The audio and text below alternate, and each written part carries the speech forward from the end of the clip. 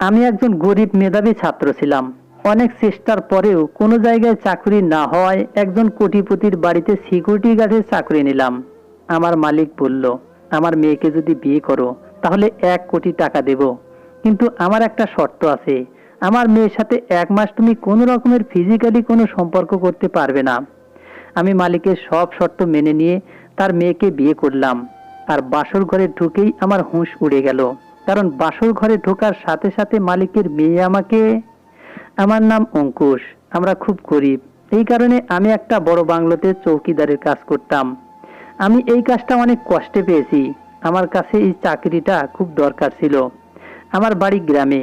এমনিতে তো আমরা 2 ভাই, কিন্তু আমার ছোট ভাই জন্মের সময় থেকেই ল্যাংড়া। ও আমাদের ফ্যামিলির জন্য কিছুই করতে পারতো না। বাবাও খুব অসুস্থ হয়ে পড়েছিলেন, তার চিকিৎসার খুব প্রয়োজন। মা লোকের বাড়িতে ঘর মোছা পরিষ্কারের কাজ করে কোনো রকমের সংসার চালাচ্ছিলেন। এখন আমি যুবক হয়ে গিয়েছি, তাই আর কতদিন মাকে দিয়ে এই সব কাজ করাতাম। এই কারণে আমি কাজের খোঁজে শহরে এসে পড়ি। এখানে এসে কয়েক মাস আমি এদিক সেদিক ধাক্কা খেতে থাকলাম। আমাদের গ্রামের এক বন্ধু এখানে কাজ করার জন্য আগেই এসেছিল। ও একটা ফ্যাক্টরিতে কাজ করত। আমার আশা ছিল যে আমি আমার বন্ধুর সাথে ওর ফ্যাক্টরিতে কাজ করব, কিন্তু ওর ফ্যাক্টরিতে আর কোনো মজদুরের দরকার নেই। আমি কাজের খোঁজে এদিক সেদিক ধাক্কা খেতে থাকলাম। এরপরে একদিন আমার বন্ধু আমাকে এই বাংলোর ব্যাপারে বলল যে এই বাংলোর মালিকের একজন বিশ্বস্ত চৌকিদারের প্রয়োজন। তারপরে কাজের খোঁজে এখানে এলে এখানকার মালিক আমাকে কাজে রেখেছিলেন। এই বাংলোতে চৌকিদারি করা আমার 1 বছর হয়ে গেল। এই বাংলোটা অনেক বড় এক বিজনেসম্যানের। সে নিজের স্ত্রী এবং মেয়ের সাথে এখানে থাকতেন। ব্যবসার কারণে তার বিদেশে যাওয়া আসা লেগেই থাকতো। এই কারণে তিনি নিজে ড্রাইভার, চাকর, এমনকি চৌকিদার ও বিশ্বস্ত রেখেছিলেন, যাতে তার অবর্তমানে তার বাড়িতে কোনো অসুবিধা না হয়। মালিক সবচেয়ে বেশি চিন্তিত তার মেয়েকে নিয়ে থাকতেন। আর তার একটাই মেয়ে, আর তিনি নিজের মেয়েকে খুব ভালোবাসতেন। তার মেয়ের নাম প্রিয়া। যদিও প্রিয়া ম্যাডামের সাথে বাড়িতে তার মাও থাকতেন, কিন্তু মালিক তবুও প্রিয়া ম্যাডামকে নিয়ে খুব টেনশনে থাকতেন। প্রিয়া ম্যাডাম খুবই সুন্দরী আর অনেক শিক্ষিত ছিলেন। যখন থেকে আমি এখানে কাজ করছি তখন থেকেই দেখছি যে প্রিয়া ম্যাডাম সব সময় খুব অসুস্থ থাকতেন। আমাকে এখানকার এক পুরনো চৌকিদার বলেছিল যে প্রিয়া ম্যাডাম বিদেশে পড়াশোনা করতেন, কিন্তু গত 2 বছর ধরে তিনি অসুস্থ। মালিক বড় বড় ডাক্তারকে দিয়ে তার চিকিৎসা করিয়েছেন, এমনকি বিদেশে চিকিৎসা করানোর জন্য তাকে নিয়ে গিয়েছিলেন, কিন্তু ম্যাডামের অসুখ ধরাই পড়েনি। মালিকের একজন ফ্যামিলি ডাক্তার ছিলেন, যার নাম ডক্টর ত্যাগী। মালিক প্রিয়া ম্যাডামের স্বাস্থ্যের ব্যাপারে সমস্ত কথা ডাক্তার ত্যাগীকে জিজ্ঞেস করেই করতেন। মালিকের মেয়ে লাখে একজন। আমি তাকে 1-2 বার দেখেছিলাম। যখন আমি প্রথম প্রথম এখানে কাজে এসেছিলাম তখন তিনি মালকিনের সাথে বাগানে হাঁটার জন্য আসতেন, কিন্তু এখন তো অনেক দিন থেকে তিনি দাঁড়াতেও পারতেন না। তিনি এতটা অসুস্থ হয়ে গিয়েছিলেন যে সারা দিন বিছানাতেই শুয়ে থাকতেন। আমি যখন তাকে প্রথমবার দেখেছিলাম তখন আমার হৃদয়ে ঝড় উঠেছিল। তাকে দেখে আমি ভাবছিলাম, যদি আমার জীবনে প্রিয়া ম্যাডামের মতো সুন্দরী কেউ আমার জীবন সঙ্গী হয়ে আসতো। কেননা আমি যখন প্রথমবার প্রিয়া ম্যাডামকে বাগানে হাঁটতে দেখেছিলাম তখন তার হাঁটা চলা এমন ছিল যে আমি তার দিক থেকে চোখ ফেরাতে পারছিলাম না। তার প্রতিটা অঙ্গ সৌন্দর্যে পরিপূর্ণ।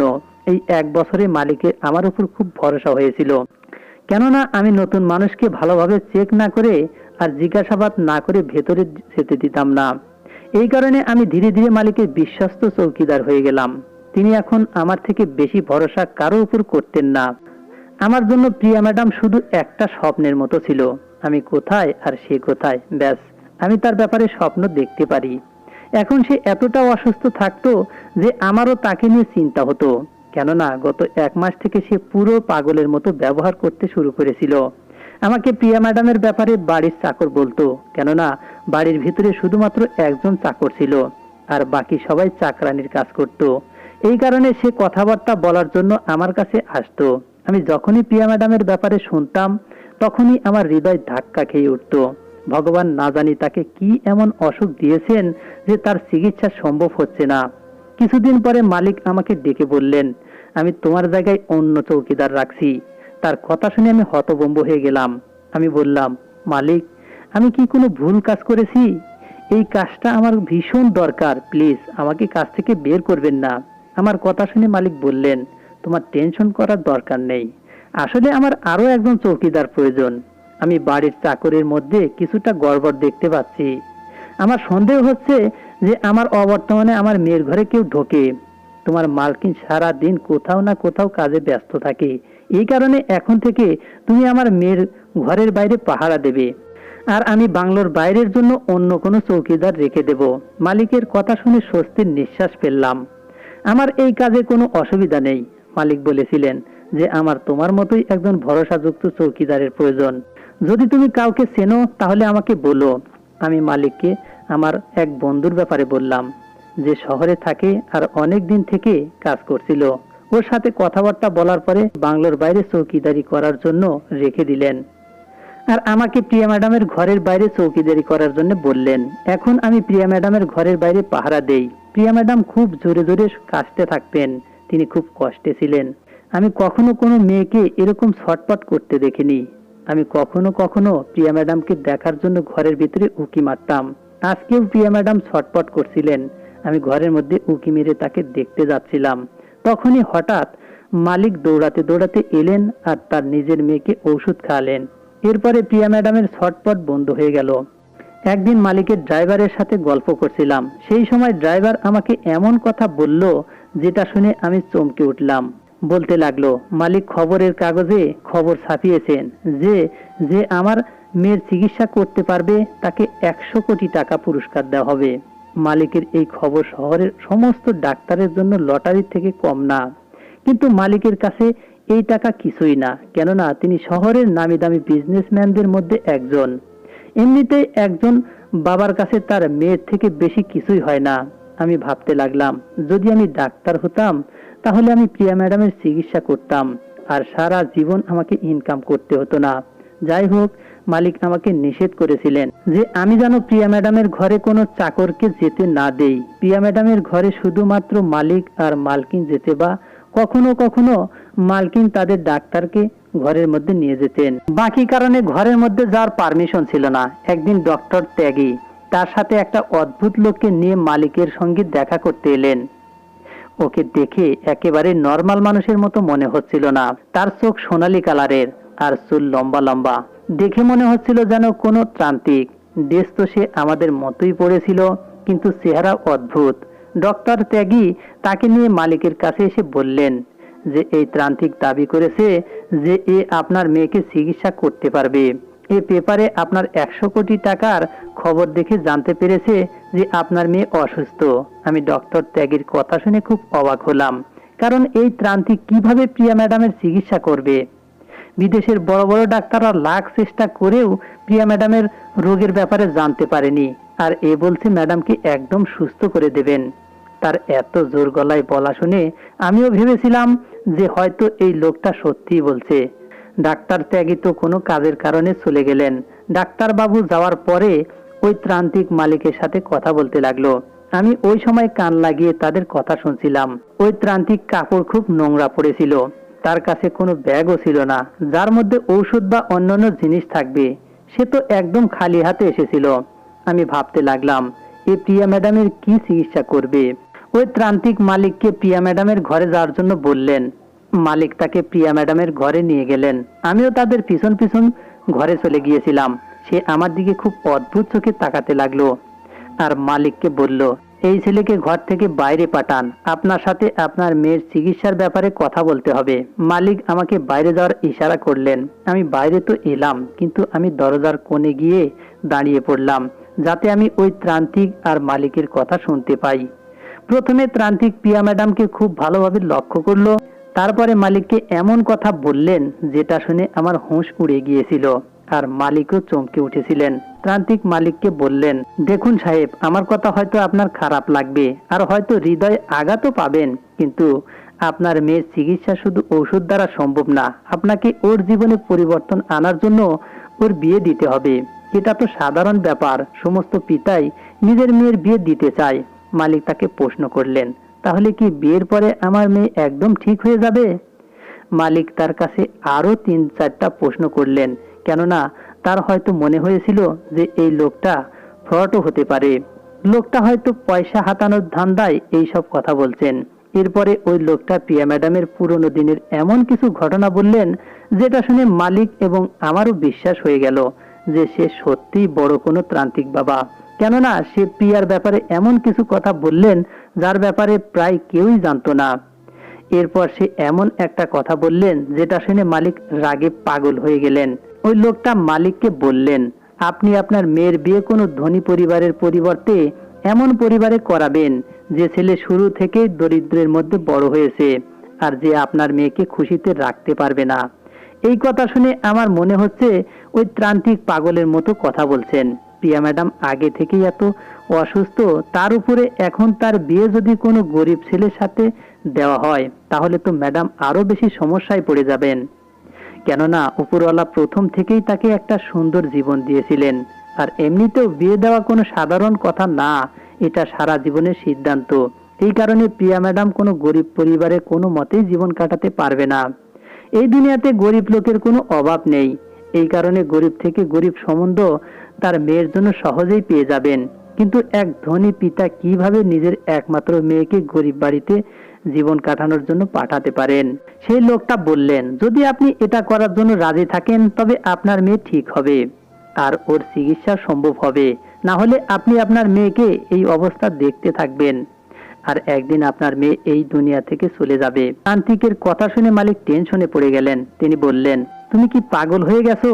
তুমি কি চাও যে আমি আমার মেয়েকে কোনো গরিব ছেলের গলায় ঝুলিয়ে দেব যাতে ওর জীবন নষ্ট হয়ে যায়?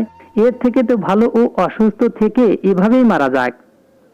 ওই লোকটা বলতে লাগলেন, এখন এটা আপনার ইচ্ছা, আমি এটা বলছি না যে আপনি আপনার মেয়ের বিয়ে এমন গরিব ছেলের সাথে দিন যার সাথে আপনার মেয়ে দুঃখে থাকবে, বরং এমন কিছু গরিব পরিবার আছে যারা গরিবের মধ্যেও খুশি খুশি নিজেদের জীবন কাটাচ্ছে।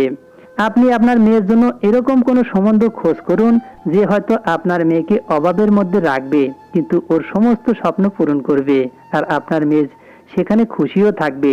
আপনার মেয়ের চিকিৎসা শুধুমাত্র এভাবেই সম্ভব। আপনি আপনার মেয়েকে বিয়ে দিয়ে দিন, না হলে তো জানেন কি হবে। ত্রান্তিক আরো বললেন, আপনি আমার চেহারা দেখে আমাকে কাজ করাবেন না। তারপরে না জানি সেই ত্রান্তিক মালিককে কি বললেন, আমি শুনতে পাইনি। কিন্তু সেই লোকের কথা শুনে মালিক হঠাৎ করেই খুব শান্ত হয়ে গেলেন। তাকে দেখে মনে হচ্ছিল যেন তিনি ত্রান্তিকের সমস্ত কথায় রাজি হয়ে গিয়েছে। কিছু সময় পরেই ত্রান্তিক ঘর থেকে বেরিয়ে চলে গেলেন। ত্রান্তিকের যাওয়ার পরে মালিক আমাকে ইশারায় তার পিছনে যেতে বললেন। তিনি এগিয়ে গিয়ে নিজের ঘরে ঢুকলেন, আমিও তার পিছন পিছন তার ঘরে গেলাম। মালিক আমাকে ঘরের দরজা বন্ধ করতে বলে নিজের সোফায় গিয়ে বসে আমাকেও তার সামনে বসতে বললেন। এরপরে তিনি এমন একটা কথা বললেন যেটা শুনে আমি নিজের কানকে বিশ্বাস করতে পারছিলাম না। তিনি আমাকে প্রথমে আমার ফ্যামিলির ব্যাপারে জিজ্ঞেস করলেন, আমাকে গ্রামের ব্যাপারে জিজ্ঞাসা করলেন, আমি কতদূর অবধি পড়াশোনা করেছি সেটাও জিজ্ঞেস করলেন, আমার পুরো ফ্যামিলির ডিটেলস নিলেন। এক এক করে আমাকে তিনি অনেক প্রশ্ন জিজ্ঞাসা করলেন। আমি এক এক করে তার সমস্ত প্রশ্নের জবাব দিলাম। এরপরে তিনি আমাকে বললেন, আমি তোমাকে খুব পছন্দ করি, তুমি দেখতে শুনতেও ভালো, তুমি গরিব সেই কারণে নিজের স্ট্যান্ডার্ডের কাপড় পরো, কিন্তু যদি তুমি বড়লোক হতে আর বড়লোকদের মতো থাকতে তাহলে তোমাকেও তো খুব হ্যান্ডসাম লাগতো। এমনিতে তো আমাদের বাড়িতে অনেক চাকর আছে, কিন্তু তুমি সব সময় সততার সঙ্গে কাজ করেছো, তুমি নিজের কাজকে নিজের কর্তব্য মনে করেছো, এতে আমি তোমার উপরে খুব খুশি। আমি বুঝতে পারছিলাম না যে আজকে মালিকের কি হয়েছে, তিনি হঠাৎ আমাকে এরকম অদ্ভুত অদ্ভুত কথা কেন বলছেন। এরপরে তিনি আমাকে একটা অদ্ভুত কথা বললেন। তিনি বললেন, আমি তোমাকে কালকে 1 কোটি টাকা দেব, সেটা তুমি নিজের বাড়িতে পাঠিয়ে দেবে, এতে তোমার বাড়ির সমস্ত সমস্যা দূর হয়ে যাবে। মালিকের কথা শুনে তো আমি হতবাক হয়ে গেলাম। যদিও মালিকের কথা শুনে আমার খুব খুশি হচ্ছিল, কেননা আমার মতো লোকের কাছে 1 কোটি টাকা অনেক বড়। এরপরে মালিক বললেন যে তোমাকে আমার খুব পছন্দ, তাই আমি আমার মেয়ের বিয়ে তোমার সাথে দিতে চাই। যদি তোমার বিয়ে ওর সাথে হয় তাহলে ওর শরীর ঠিক হয়ে যাবে। বাবা অঙ্কুশ, তুমি কি আমার মেয়ে প্রিয়াকে বিয়ে করতে রাজি আছো? আমি আশা করি তুমি আমাকে না বলে নিরাশ করবে না। মালিকের আমার প্রতি এরকম বিহেভ দেখে আমার হাত পা ঠান্ডা হয়ে গিয়েছিল। মালিককে এই রকম নরম হতে দেখে আমার হুঁশ উড়ে গিয়েছিল। তিনি নিজের মেয়ের বিয়ের জন্য আমার সঙ্গে কথা বলছিলেন। যদিও তার মেয়ে এবং আমার মধ্যে আকাশ পাতাল ফারাক, আমি বুকে সাহস সঞ্চয় করে মালিকের মেয়েকে বিয়ে করার জন্য হ্যাঁ করে দিয়েছিলাম। ম্যাডাম অসুস্থতার মধ্যেও খুব বেশি সুন্দরী ছিলেন, কিন্তু আমি বুঝতে পারছি না যে আমাকে বিয়ে করার পরে ম্যাডামের অসুখ কি করে ঠিক হবে। যাই হোক, আমি কোনো অবস্থাতেই প্রিয়া ম্যাডামকে বিয়ে করার জন্য না বলতে পারতাম না। বরং আমি তো প্রথম দিন থেকেই তাকে পছন্দ করতাম, কিন্তু তার অসুখের ব্যাপারটা নিয়ে আমার খুব ভয় হচ্ছিল। কিন্তু মালিক থাকাতে আমার নিজেকে অনেকটা সাহসী বলে মনে হতে লাগলো। এরপরে আমার বিয়ে মালিকের মেয়ের সাথে ঠিক হয়ে গেল। আমি যখন এই খবর আমার বাবা মাকে দিলাম, তখন তারাও খুশি হয়ে গেল। এই খবর কিভাবে যেন নিউজ চ্যানেল আর পেপারেও বেরিয়ে যায় যে মনির সাহেব নিজের মেয়ের বিয়ে বাড়ির একজন গরিব চৌকিদারের সাথে দিচ্ছেন। এই ব্যাপারটা মালিকের জন্য খুবই দুঃখের ছিল, কারণ সত্যি তো আমি তো কোনো মতেই তার মেয়ের জন্য পারফেক্ট ছিলাম না। শহরের বড়লোকদের মধ্যে যখন এই খবর পৌঁছালো, তখন তারা বিভিন্ন রকমের কথা বলতে লাগলো যে এই মেয়ের মধ্যে নিশ্চয়ই কোনো দোষ আছে, না হলে নিজের মেয়ের বিয়ে একজন গরিব ছেলের সাথে দেবেন কেন। এদিকে অবাক করার বিষয় এটাই যে এখনো আমার এবং প্রিয়া ম্যাডামের বিয়ের 15 দিন বাকি আছে, কিন্তু এরই মধ্যে তার শরীর অনেকটা ভালো হয়ে গেছে। এটা দেখে মালিক খুব অবাক হয়ে গেলেন, কিন্তু তিনি খুশি ছিলেন যে তার মেয়ের শরীর অনেকটা ঠিক হয়ে গেছে। আর বিয়ের দিন হতে হতে প্রিয়া ম্যাডামের শরীর একদমই ঠিক হয়ে গেল। শুধুমাত্র তার শুধু কিছুটা দুর্বলতা অনুভব হচ্ছিল। আমি এটা ভেবে অবাক হতাম যে কিভাবে প্রিয়া ম্যাডামের শরীর ঠিক হচ্ছে, কেননা এখন তার খাওয়া দাওয়া ভুলে গেছে। এখন তো সে ওষুধও খাচ্ছিল না। আমি ভেবেছিলাম যে আমার বিয়ে প্রিয়া ম্যাডামের সাথে সিম্পল ভাবে হবে, কিন্তু মালিক খুব সুন্দর ব্যবস্থা করে রেখেছিলেন। বিয়ের একদিন আগে মালিক আমাকে নিজের ঘরে ডাকলেন আর বলতে লাগলেন, আমি তোমার কাছে একটা পার্সোনাল কথা বলতে চাই। তোমাকে আমার কাছে একটা প্রতিজ্ঞা করতে হবে। তুমি তো জানো আমি আমার মেয়ের বিয়ে লুকিয়ে চুরিয়ে করছি না, বরং শহরের সমস্ত লোক জানে। আর আমি সকলের সামনে তোমাকে জামাই হিসাবে অ্যাকসেপ্ট করে নিয়েছি। আশা করি তুমি আমাকে ধোঁকা দেবে না। মালিকের এই কথাটা আমাকে খুব টেনশনে ফেলে দিয়েছিল। আমি বুঝতে পারছি না মালিক আমাকে কি প্রতিজ্ঞা করাবেন। এর ফলে মালিক যে কথাটা আমাকে বললেন সেটা খুবই অদ্ভুত। এই শর্তটা তো স্বামী স্ত্রীকে একে অপরের থেকে দূরে রাখার। আসলে মালিক আমাকে এই শর্ত দিল যে আমি তার মেয়েকে বিয়ে তো করছি, কিন্তু রাতের বেলা নিজের বাড়ি ছেড়ে আমাকে বাংলোর নাইট ডিউটি করতে হবে। মালিকের এই কথাটা আমাকে টেনশনে ফেলে দিল, কেননা আমি এখানকার চৌকিদার তো ছিলাম, কিন্তু এখন অবধি আমি নাইট ডিউটি করিনি। আর না তো এখন অবধি কোনো চৌকিদারের রাতের ডিউটি করার জন্য রাখা হয়েছিল। রাতের বেলা আমি নিজের ভাড়া বাড়িতে চলে যেতাম। আমি ভাবতে লাগলাম, মালিক তো আমাকে চৌকিদারি করতে বলেছিল নিজের মেয়ের পাহারা দেওয়ার জন্য।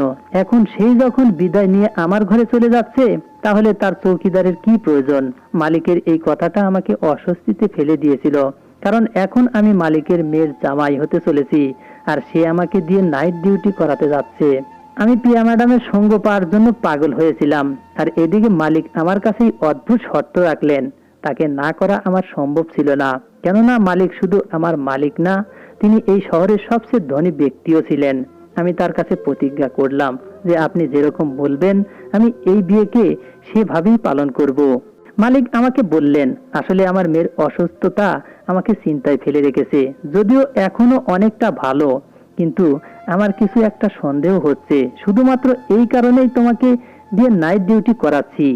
এর একটা গোপন উদ্দেশ্য আছে, যার কারণে আমি তোমার সামনে শর্ত রাখছি। যদিও আমার মেয়ে এখানে থাকবে না, কিন্তু তুমি প্রথম থেকেই এখানে চৌকিদারি ছিলে। আর তুমি যদি রাতে নাইট ডিউটি করো, তাহলে তোমাকে কেউ সন্দেহ করবে না। এর বদলে আমি তোমাকে ডবল বেতন দিয়ে দেব। শুধু শর্ত এটাই যে তোমাকে নিজের চোখ আর কান সব সময় খোলা রাখতে হবে। 1 মিনিটের জন্য নিজের চোখ বন্ধ করবে না। মালিকের কথা শুনে আমার মাথায় অনেক প্রশ্ন ছিল, কিন্তু আমি তার এই জিনিসটা ভালোভাবেই জানতাম যে মালিক ভুল কথা কখনোই বলবেন না। কিন্তু আমি বুঝতে পারছি না যে তার এই শর্তের পিছনে কোনো না কোনো রহস্য অবশ্যই লুকিয়ে আছে, কেননা বোকার মতো কথা বলা মালিকের ভিতর ছিল না। পরের দিন আমার বিয়ে প্রিয়া ম্যাডামের সাথে হয়ে গেল। মেয়ের বিয়ের দিন বাবা মা দুজনেই খুব কাঁদলেন।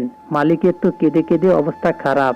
তিনি আমার সামনে হাত জোর করে বলছিলেন, বাবা, আমার মেয়ের সবসময় খেয়াল রেখো।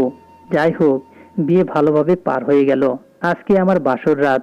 এই কারণে মালিক আমাকে নিজের মেয়ের কাছে যাওয়ার থেকে আটকালেন না, বরং আমাকে খুশি খুশি পারমিশন দিয়ে দিলেন যে তুমি গিয়ে আমার মেয়ের খেয়াল রেখো। কালকে থেকে তুমি এখানে নাইট ডিউটি করবে। আর হ্যাঁ, তুমি যখন কিছু দেখবে সঙ্গে সঙ্গে আমাকে অবশ্যই বলবে। তাতে রাতের যে সময় হোক না কেন আমি মালিকের অনুমতি নিয়ে বাড়িতে এলাম। প্রিয়া আগেই আমার বন্ধুর বউয়ের সাথে আমার ভাড়া বাড়িতে এসেছিল। আমি বাড়িতে এসে দেখলাম যে প্রিয়া ম্যাডাম নববধূ সেজে বসে আছে। তার কাছে আসতে আমার ভয় লাগছিল, কেননা আমি একজন সাধারণ চৌকিদার, আর সে ছোটবেলা থেকেই মনের মতো বড় হয়েছে। সে জীবনে কখনো কোনো অভাব দেখেনি, কিন্তু আমি তো একজন সাধারণ মানুষ। কিন্তু অবাক করা ব্যাপার হলো, আমি যখন ঘরের মধ্যে প্রবেশ করলাম তখন আমার স্ত্রীকে খুশি বলে মনে হচ্ছিল। সে আমাকে দেখে একদমই চিন্তিত হলো না, বরং তার মুখে খুশির ঝলক দেখা যাচ্ছিল। এর মানে এটাই যে সে আমাকে বিয়ে করে খুশি ছিল। সে আমাকে গরিব হওয়ার জন্য কথা শুনিয়েছিল। সে একজন নর্মাল স্ত্রীর মতো আমার সাথে কথা বলতে লাগলো। ওর সাথে কথা বলে বুঝতে পারছিলাম যে ও একজন ভালো স্ত্রী হওয়ার যোগ্য। আমি ওর সাথে আমাদের স্বামী স্ত্রীর সুন্দর সম্পর্কে শুরু করে দিয়েছিলাম। আমি ওর মুখে খুশির ভাব দেখে আর ধৈর্য ধরে রাখতে পারলাম না। সকালবেলা তার কাছে জিজ্ঞেস করে নিলাম যে আমাকে বিয়ে করায় তোমার আফসোস হচ্ছে না? কেননা নিশ্চয় তোমার স্বপ্ন হবে তোমার বিয়ে কোনো ধনী লোকের সাথে হোক। তখন ও আমাকে বলল যে আমার জন্য তোমাকে বিয়ে করাই আমার জন্য মঙ্গল ছিল। যদি আমি তোমাকে বিয়ে না করতাম তাহলে আমার শরীর কখনোই ঠিক হতো না। আমিও এই ব্যাপারটা নিয়ে চিন্তায় ছিলাম, আর বুঝতে পারছিলাম না যে আমাকে বিয়ে করার পরেই কিভাবে প্রিয়া ম্যাডামের শরীর ঠিক হয়ে গেল। যাই হোক, আমি খুব খুশি ছিলাম যে আমার স্ত্রী খুব ভালো। তাকে আগে থেকেই মনে প্রাণে চাইতাম, আর এখন তো সে আমার স্ত্রী হয়ে গেছে। আমাকে খোলা মনে অ্যাকসেপ্ট করে নিয়েছে। সকাল থেকে সন্ধ্যা কিভাবে হয়ে গেল আমি বুঝতে পারলাম না। সন্ধ্যার পরে আমি তাড়াতাড়ি মালিকের বাংলোতে পৌঁছে গেলাম। বাংলোর ভিতরে যেতেই আমার খুব সম্মান হলো, কেননা এখন আমি বাড়ির জামাই। এরপরে মালিক আমাকে নাইট ডিউটি করার জন্য বললেন, কিন্তু সঙ্গে সঙ্গে একটা অদ্ভুত কথা বললেন। তিনি বললেন, তুমি কাউকে জানাবে না যে তুমি এখানে নাইট ডিউটি করতে এসেছো। বাংলোর বাইরে যে ছোট্ট সার্ভেন্ট কোয়ার্টার আছে, তুমি সেখানে থেকে ঘরের জানালা দিয়ে বাংলোর চৌকিদারি করবে। কেননা আমি চাই না কেউ জানতে পেরে যাক যে তুমি নিজের শ্বশুর বাড়িতে ডিউটি করছো। আমি সার্ভেন্ট কোয়ার্টারে গিয়ে তার জানালার পাশে বসে পড়লাম। সার্ভেন্ট কোয়ার্টারের জানালা দিয়ে বাংলোর গেট পরিষ্কার দেখা যাচ্ছিল। সবেমাত্র আমার 2 ঘন্টা পার হয়েছে। তখন আমার নজর একটা অদ্ভুত জিনিসের উপর পড়ল। সেই জিনিসটা আমাকে হতবাক করে দেয়। রাত প্রায় 1টার দিকে হালকা একটা আওয়াজ হলো। আমি সেদিকে তাকিয়ে বাংলোর গার্ডেনে কাউকে লাফিয়ে পড়তে দেখলাম। এরপর সেখান থেকে কিছু নড়াচড়ার আওয়াজ আসতে লাগলো। আমি সতর্ক হয়ে খুব ভালোভাবে লক্ষ্য করলাম। তখন দেখলাম এটা সেই ত্রান্তিক যে ডক্টর ত্যাগের সাথে এসেছিল, আর সেই মালিককে তার মেয়ের বিয়ে কোনো গরিব লোকের সাথে দিতে বলেছিল। আমি এই লোকটাকে দেখেই চিনতে পারলাম, আর একে এইভাবে বাংলোর ভিতরে লুকিয়ে লুকিয়ে আসতে দেখে আমি হতভম্ব হয়ে গেলাম। এর এখানে কি কাজ? এর আগে ওই লোক আমার চোখের সামনে থেকে হারিয়ে যেত। আমি সার্ভেন্ট কোয়ার্টার থেকে বাইরে বেরিয়ে এলাম। রাতের এই সময় একদম চোরের মতো ভেতরে ঢোকার কি দরকার পড়েছিল তার? আমি তাকে ধরতাম। তার আগে সে তাড়াতাড়ি করে এগিয়ে গিয়ে লুকিয়ে বাংলোর জানালা দিয়ে বাংলোর ভিতরে লাফিয়ে পড়ল, আর মালিকের ঘর পেরিয়ে চলে গেল। আমিও ওর পিছন পিছন যাওয়ার সময় দেখলাম যে মালিকের ঘরের দরজা খোলা, কিন্তু মালকিন ঘরের ভেতরে থাকায় ঘরের ভেতরে যাওয়া ঠিক বলে মনে হলো না। কিন্তু যখন আমার চোখ মালিকের ঘরের ভেতরে পড়লো তখন আমি দেখলাম যে বিছানার ওপর শুধু মালিক একাই আছেন, কিন্তু মালকিন ঘরের মধ্যে নেই। তাই আমি তাড়াতাড়ি করে ঘরের মধ্যে গিয়ে মালিককে ঘুম থেকে উঠালাম। মালিক চুপচাপ উঠে পড়লেন, আর বলার সাথে সাথে তিনি আমার সাথে বেরিয়ে এলেন। এরপরে মালিক আর আমি পাশের ঘরে গিয়ে যে দৃশ্য আমাদের চোখের সামনে ভেসে উঠলো তা দেখে আমার পায়ের নিচ থেকে মাটি হারিয়ে গেল। কেননা যা কিছু আমি দেখলাম সেটা আমার বোধগম্যর বাইরে।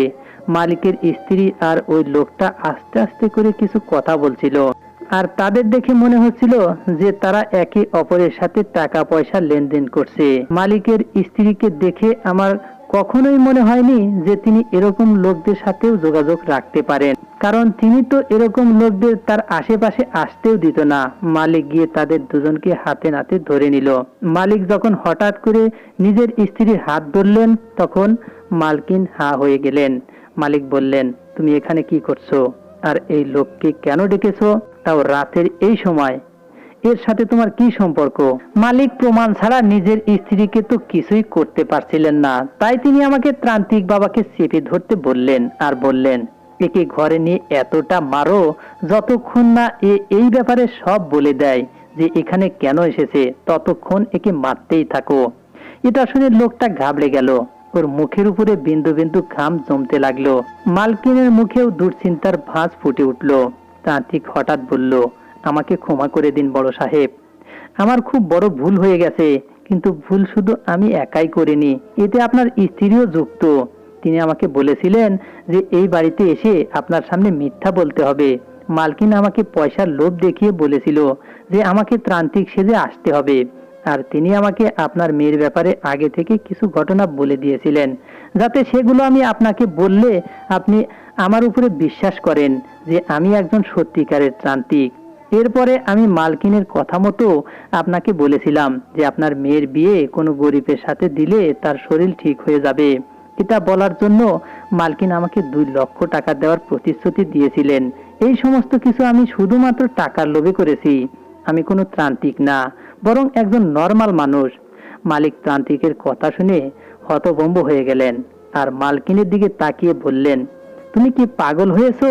এরপরে মালিক যখন ওই লোকের উপরে চিল্লাতে লাগলো, তখন লোকটা বলল, মালিক, আমি শুধু যে কাজ করেছি তার টাকা নিতে এসেছিলাম। মালকিন হাউমাউ করে কান্না করতে লাগলেন।